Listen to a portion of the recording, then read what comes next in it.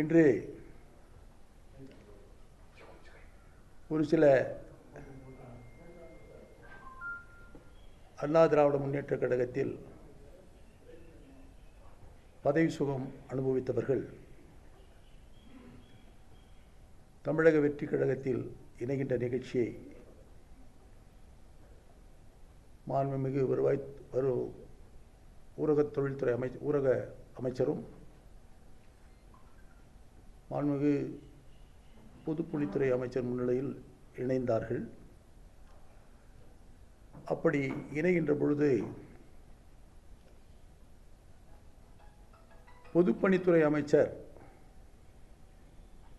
திரு ஆதவ் அர்ஜுனா அவர்கள் பல்வேறு தவறான கருத்துக்களை அவர் தான் தோன்றித்தனமாக பதிய வைத்திருக்கிறார். அவருக்கு என்னுடைய கடுமையான கண்டனத்தை தெரிவித்துக் கொள்கிறேன். கட்சியில் இணைந்தவங்க மத்தியில் அவர் பேசும்போது மாற்று கட்சின்லாம் சொல்லாதீங்க, இது தாய் கட்சின்ற மாதிரி ஒரு கருத்தை தெரிவிக்கிறார். அதிமுகவுக்கு எப்படி தாய் கட்சியா இருக்கணும்? அதனால்தான் நான் கடுமையான கண்டனத்தை தெரிவிக்கிறேன் என்று நான் கூறினேன். அவர் ஒரு கட்சியில் உறுப்பினராகி அந்த கட்சி தலைவரை கொள்கை ரீதியாக தலைவராக ஏற்றுக்கொண்டு அந்த கட்சி வளர்வதற்கு தன்னை முழுமையாக ஆட்படுத்தி கொண்டு இவருடைய உழைப்பின் இணைத்து ஒரு தலைவர் உருவாயிருந்தால் அந்த தலைவர் மீது எவ்வளவு பற்றோடு இருக்க வேண்டும் என்று அவருக்கு புரிந்திருக்கும். அந்த கட்சியின் மீதும் எவ்வளவு பற்றோடு இருக்க வேண்டும். ஏனென்று சொன்னால் தன்னுடைய உழைப்பும் தியாகமும் இருக்கின்ற காரணத்தினால் அதை அவர் உணர்ந்திருப்பார். ஆனால் நெல்மேல் குருவி போல எங்கெல்லாம் வாய்ப்பு கிடைக்கிறதோ அங்கெல்லாம் ஓடி ஓடி சென்று, ஏற்கனவே நான் 2 நாட்களுக்கு முன்பாக ஊடகங்களுக்கு நான் இந்த கருத்தை சொன்னேன். முதலிலே திராவிட முன்னேற்றக் கழகத்திற்கு ஓடினார், அங்கு வாய்ப்பில்லை.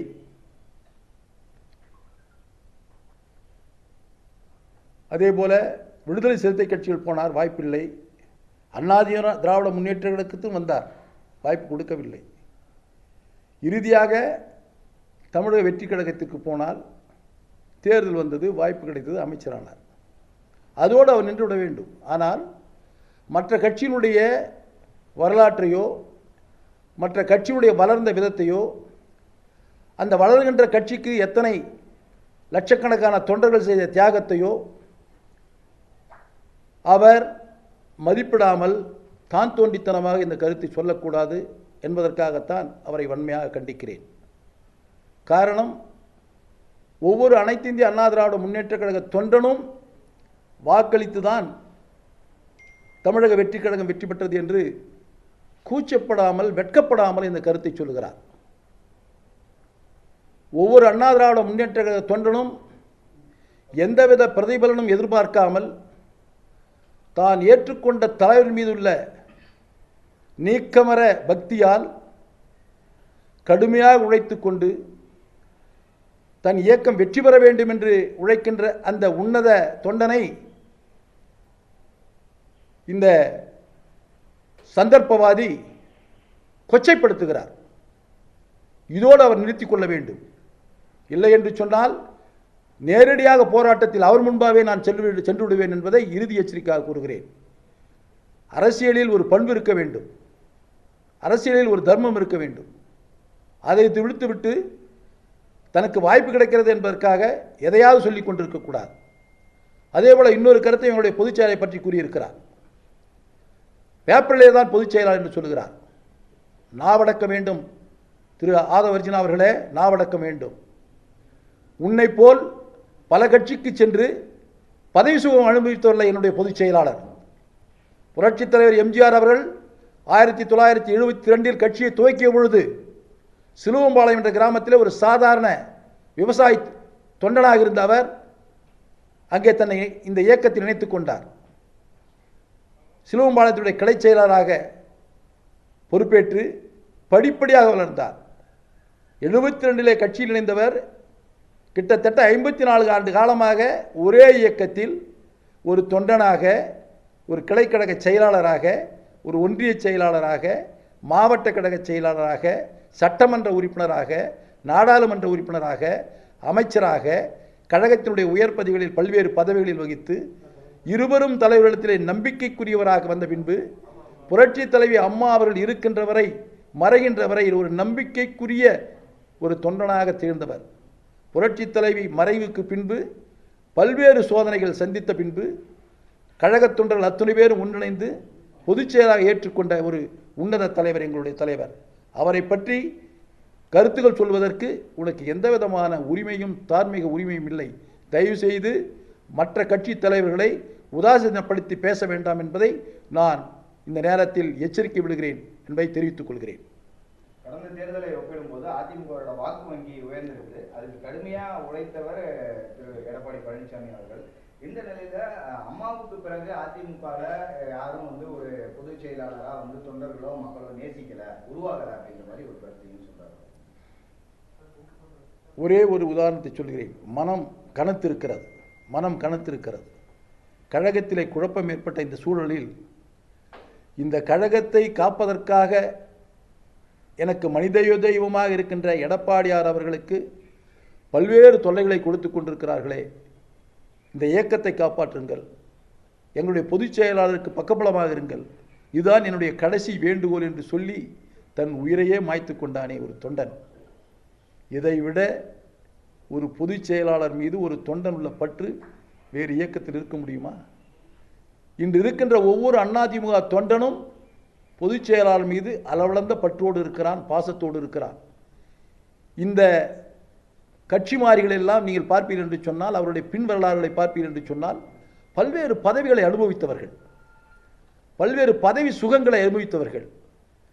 ஏன் இந்த இயக்கத்திலே அவ்வளவு சுகங்களை அனுபவித்து விட்டு நமக்கு இனி தேவையில்லை என்று இருக்க வேண்டியதான இயக்கத்தில், நமக்கு வாழ்வளித்த இயக்கத்தை, நமக்கு அடையாளம் காட்டிய இயக்கத்தை, நமக்கு சமூகத்தில் ஒரு அந்தஸ்தை உருவாக்கி கொடுத்த இயக்கத்தை, சமூகத்தில் யார் என்று மக்கள் மத்தியில் காட்டிய இயக்கத்தை, இந்த இயக்கத்தையே காட்டி கொடுத்துக்கிட்டு செல்கின்ற அவர்களை வரவேற்கின்ற இந்த சந்தர்ப்பவாதி அவர்களோடு நிறுத்திக் கொள்ள வேண்டும். எங்கள் கட்சியை பற்றியோ எங்கள் தலைவரை பற்றியோ பேசுவதற்கு எந்தவித அருகதையும் திரு ஆதவ அர்ஜுனாவுக்கு இல்லை என்பதை தெரிவித்துக் கொள்கிறேன். அமைச்சர் நிர்மல்குமார் பேசியிருக்காரு. திமுகவுடன் ஆட்சி அதிகாரத்தில் பங்கு பெறதுக்கோசரம் எடப்பாடி பழனிசாமி ஆட்சி அமைக்க முயன்றாரு. ஆனால் மத்தியில் பாஜக ஒருவேளை அமைச்சர் பதவி கொடுத்தா அதிமுக மூணோட கொண்டு போய் பாஜக இணைஞ்சிருவார் அப்படின்னு ஒரு கருத்து சொன்னார். இதை ஆதவ அர்ஜுனாவே சொல்லியிருக்கிறார். இந்த கருத்திலே நான் அவருடைய நிர்மல்குமார் கருத்தை நான் கேட்கவில்லை. ஆதவ அர்ஜுனாவே சொல்லியிருக்கிறார். யானை பேரம் என்று சொல்லுகிறார். நான் கேட்கிறேன், அனைத்து இந்திய அண்ணா திராவிட முன்னேற்ற கழகத்தினுடைய வரலாறு தெரியுமா உனக்கு? அனைத்து இந்திய அண்ணா திராவிட முன்னேற்ற கழகத்தை உருவாக்கிய புரட்சி தலைவர் எம்ஜிஆர் ஒரு காலகட்டத்தில் திராவிட முன்னேற்ற கழகத்தில் இருந்தவர். பேரறிஞர் அண்ணா பெருந்தகை அவர்கள் அந்த இயக்கத்தை வழிநடத்திய போது மறைந்த முன்னாள் முதலமைச்சர் திரு கருணாநிதியும் அந்த இயக்கத்தில் இருந்தவர். புரட்சி தலைவர் எம்ஜிஆரும் அந்த இயக்கத்தில் இருந்தவர். பேரறிஞர் அண்ணா மறைவுக்கு பின்பாக யார் முதலமைச்சராக வர வேண்டும் என்ற பொழுது புரட்சி தலைவர் எம்ஜிஆர் விரல் காட்டித்தான் மறைந்த முன்னாள் முதலமைச்சர் திரு கருணாநிதி அவர்களை முதலமைச்சர் ஆக்கினார். இந்த வரலாறு எல்லாம் ஆதவ அர்ஜுனாவுக்கு தெரியாது. இப்படிப்பட்ட ஒரு சூழலில் அண்ணாவுடைய கொள்கைகளையும் அண்ணாவையும் மறைந்த முன்னாள் முதலமைச்சர் திரு கருணாநிதி மறைத்த காரணத்தினால், அண்ணா மீது நீங்காத பற்றும் பாசமும் பக்தியும் இருந்த காரணத்தினால் புரட்சி தலைவர் எம்ஜிஆர் அவர்கள் அண்ணாவின் திருநாமத்தை உள்ளடக்கி அண்ணா திராவிட முன்னேற்ற கழகத்தை உருவாக்கினார்கள். அப்படி உருவாக்கப்பட்ட இயக்கம் புரட்சி தலைவர் எம்ஜிஆர் அவர்கள் உயிரோடு இருக்கின்ற வரையில் அன்று தமிழகத்தில் தேசிய கட்சிகள் எல்லாம் மறைந்துவிட்டது. நேரடியாக திராவிட இயக்கமான அண்ணா கண்ட திராவிட இயக்கமான அண்ணாவை தலைவராக ஏற்றுக்கொண்ட புரட்சி தலைவர் எம்ஜிஆர் ஒரு பக்கம், அண்ணாவை தலைவராக ஏற்றுக்கொண்டேன் என்று சொல்லிக்கொண்டு தன்னை முன்னிலைப்படுத்திக் கொண்ட மறைந்த முன்னாள் முதலமைச்சர் திரு கருணாநிதி ஒரு பக்கம், அண்ணாவுடைய கொள்கைகளை முன்வைத்தார் புரட்சித் தலைவர் எம்ஜிஆர். மக்கள் ஏற்றுக்கொண்டார்கள், வாக்களித்தார்கள், வெற்றி பெற்றார்கள். தொடர்ந்து இந்த இரண்டு இயக்கங்கள் தான் மாறி மாறி போராடி கொண்டு வந்தது, போட்டி போட்டுக் கொண்டு வந்தது, வெற்றி பெற்றார்கள். இந்த தமிழகம் என்று முதன்மை மாநிலமாக இருக்கிறது என்று சொன்னால் இந்த திராவிட இயக்கங்கள் ஆட்சியில் இருந்த காரணத்தினால்தான். இந்த வரலாறு எல்லாம் ஆதவர்ஜனாவுக்கு தெரியாது. அண்ணா திமுகவும் தாவேகாவும் ஒன்று என்று சொல்கிறார். எப்படி ஒன்றாக முடியும்? நாங்கள் என்று சொன்னால் பங்காளி என்று சொல்லலாம். நாங்கள் பங்காளிகள். தாவேகா என்பது ஒரு சினிமா நடிகர் கொண்டு வந்த இயக்கம். இந்த இயக்கத்திற்கும் அந்த இயக்கத்துக்கும் சம்பந்தமே கிடையாது. அவர் தனித்தன்மையோடு அவர் ஒரு இயக்கத்தை உருவாக்குகிறார், அவர் போராடுகிறார், அவர் மக்களிடத்தில் செல்கிறார், வெற்றி பெறுகிறார். அதோடு நீ போய் சேர்த்து கொண்டாய். அந்த இயக்கத்தையும் நீ சொந்தம் கொண்டாட முடியாது. ஆனால் எங்கள் இயக்கம் அப்படி இல்லை. 54 ஆண்டு காலமாக பல்வேறு போராட்டங்களை சந்தித்திருக்கிறது, ஆட்சியிலே பல சாதனைகளை செய்திருக்கிறது. ஒவ்வொரு தொண்டனும் இந்த இயக்கம் மீண்டும் மீண்டும் வெற்றி பெற வேண்டும் என்பதற்காக கடுமையாக உழைத்துக் கொண்டிருக்கிறான், இன்னும் உழைத்துக் கொண்டிருப்பான். அவன் ஆட்சிக்கு வர வேண்டும் என்பதில்லை, தன் தலைவனுடைய புகழ் மங்காமல் இருக்க வேண்டும் என்பதற்காக வாழ்ந்து கொண்டிருக்கின்றவன் அண்ணா திராவிட முன்னேற்ற தொண்டன். பதவி சுகத்திற்காக உங்களிடத்தில் ஓடி வந்தார்களே, அவர்களைப் போலல்ல ஒவ்வொரு அதிமுக தொண்டனும். புரட்சித் தலைவருடைய புகழையும் புரட்சித் தலைவர் அம்மாவுடைய புகழையும் இன்று அவருடைய வழியிலே இருக்கின்ற கழகத்தினுடைய பொதுச்செயலர் எடப்பாடியாரையும் முன்னிறுத்தி இந்த இயக்கத்தை மீண்டும் ஆட்சி அமைக்க வேண்டும் என்று போராடி கொண்டிருக்கின்றவன் தொண்டன். நீங்கள் எங்களை பார்த்து யானை பேரம் என்று சொல்லி நான் கேட்கிறேன். திரு ஆதவர்ஜனா அவர்களே, நாங்கள் வெற்றி பெற்று 47 பேர் இருக்கிறோம். இந்த 47 பேரில் ஒரு சிலர் நீங்கள் பேசுகிறீர்கள், ஒரு சில இடத்திலே பேசுகிறீர்கள், அவளுக்கு நம்பிக்கை ஊட்டுகிறீர்கள். என்ன நம்பிக்கை ஊட்டினீர்கள் என்பது எனக்கு தெரியாது. அந்த நம்பிக்கையின் அடிப்படையிலே அவர்கள் என்ன சொல்லுகிறார்கள்? பொதுச் செயலாளத்திலே சொல்லுகிறார்கள், நாம் தாவேகாவிற்கு நாம் வாக்களிக்கலாம், ஆதரவளிக்கலாம் என்று சொல்லுகிறார்கள். பொதுச் செயலாளர் சொல்லுகிறார், நாம் எதிர்த்து வாக்களிக்க வேண்டும் என்று நாம் சொல்லிவிட்டோம். அடுத்ததாக தமிழக வெற்றிக் கழகம் நம்மிடத்தில் கேட்கவில்லை. கேட்காத நாம் ஒரு தனித்தன்மையுள்ள கட்சி, 31 ஆண்டு காலம் ஆட்சி செய்த இயக்கம், முதன்மையான இயக்கம், தமிழகத்தில் முதன்மையான இயக்கம். அப்படிப்பட்ட அந்த இயக்கத்தை வழியில் சென்று நாம் ஆதரிக்க முடியாது. அவர்கள் நம்மை கூட ஆதரவு கூட கேட்கவில்லை. நாம் எதிர்த்து போடுவோம் என்று தீர்மானம் செய்துவிட்டோம். நாம் எதிர்த்தான் போட வேண்டும் என்று பொதுச்செயலாளர் சொல்லுகிறார். எங்களுடைய கட்சி தோழர்கள் நண்பர்கள் வேண்டாம் ஆதரித்து போடுவோம் என்று சொல்கிறார்கள். அப்படி போடுகிறோம் என்று சொல்லுகின்றவர்களுக்கு நீங்கள் என்ன நம்பிக்கை கொடுத்தீர்கள்? அந்த நம்பிக்கையின் அடிப்படையிலே சட்டமன்றத்திலேயும் வாக்களிக்கிறார்கள். நாங்கள் எதிர்த்து வாக்களிக்கிறோம். அப்படி எதிர்த்து வாக்களித்த உடனேயே உங்களுக்கு ஆதரவளித்த மற்ற கட்சிகள், பொது உடைமை கட்சிகள் என்ன சொல்லுகிறது? அண்ணா திராவிட முன்னேற்ற கழகத்தை இணைத்துக் கொண்டால் நாங்கள் மறுபரிசீலனை செய்வோம் என்று சொல்கிறார்கள். உண்மைதானே? அதே போல உங்களுக்கு ஆதரவளித்த சில கட்சிகள் நாங்கள் மறுபரிசீலனை செய்வோம் என்று சொல்லுகிறார்கள். எந்த அடிப்படையில் அவர் சொல்லுகிறார்கள்? இதை வைத்துக்கொண்டு நீங்கள் கொடுத்த நம்பிக்கை வாக்குறுதிகளை அவளுக்கு நிறைவேற்ற முடியவில்லை. நீங்கள் வந்தீர்கள் அல்லவா? ஒரு கழகத்தினுடைய பொதுச்செயலர் எடப்பாடியாரை தான் நீங்கள் பார்த்திருக்க வேண்டும். ஆனால் பிரிந்து இன்னொரு இடத்துல இருக்கின்ற எங்களுடைய இயக்கத்தினுடைய நண்பர்களை நீங்கள் அழைத்து வந்து பார்க்க வைக்கிறீர்கள். அதற்கெல்லாம் நீங்கள் தான் காரணம். இந்த சந்தர்ப்பத்தை உருவாக்குவதற்கு நீங்கள் தான் காரணம். இப்படிப்பட்ட ஒரு சூழலை உருவாக்கி எங்களுடைய இயக்க நண்பர்கள் மீதும் நம்பிக்கை வார்த்தைகளை சொல்லி அந்த நம்பிக்கை துரோகம் செய்தவர் ஆதவர்ஜனா அவர்கள். நம்பிக்கை துரோகம் செய்தவர். எங்களை பார்த்து யானை பேரம். உனக்கு என்னையா அருகது இருக்கு? 2 திராவிட கட்சிகள் இந்த தமிழகத்தில் 50 ஆண்டு காலம் ஆட்சி செய்த இயக்கம். நாங்கள் யானை பேர பேச வேண்டியதே தேவையில்லை. அவர்கள் எனக்கு எதிரி, நாங்கள் அவங்களுக்கு எதிரி. இதில் எப்படி நாங்கள் போய் பேசுவோம்? எப்படி பேச முடியும்? நீங்கள் புதுசாக இப்போ வந்திருக்கிறீங்க, இயக்கத்துக்கு ஆட்சி வழிக்கு வந்திருக்கிறீங்க. நீங்கள் தான் பல்வேறு வகையான தகுதி திருத்தம் பண்ணிருக்கீங்க. முதலில் எங்கள் இயக்கத்தில் இருக்கிற சட்டமன்ற உறுப்பினர்களை உடைத்தீர்கள். திராவிட முன்னேற்ற கழகத்தினுடைய கூட்டணியிலே வெற்றி பெற்ற சட்டமன்ற உறுப்பினர்கள் கட்சிகளை உடைத்தீர்கள். அந்த காங்கிரஸ் இயக்கத்தை எந்த விதமான முன்னறிவிப்பும் இல்லாமல் கூட்டணியில் சேர்த்துக் கொண்டீர்கள். அதே போல அந்த காங்கிரஸ் தொடர்ந்து தன்னுடைய தக்க வைத்துக் கொள்ள வேண்டும் என்பதற்காக இப்பொழுது வந்த அந்த நாடாளுமன்ற மாநிலங்களவை தேர்தலையும் காங்கிரஸுக்கு கொடுத்திருக்கிறீர்கள். எவ்வளவு பெரிய சந்தர்ப்பவாதிகள்! இப்படி உங்களை நிலைநிறுத்திக் கொள்வதற்காக மற்ற கட்சிகளை எல்லாம் பலிக்கடாகிக் கொண்டிருக்கிறீர்கள். எங்கள் மீது வன்மம் காட்டுகிறீர்கள். தயவு செய்து உங்களுடைய சித்து விளையாட்டுகள், உங்களுடைய இந்த லாட்டரி டிக்கெட் விளையாட்டுகள் எல்லாம் எங்களிடத்தில் வைத்துக் கொள்ள வேண்டாம் என்பதை நான் எச்சரிக்கிறேன்.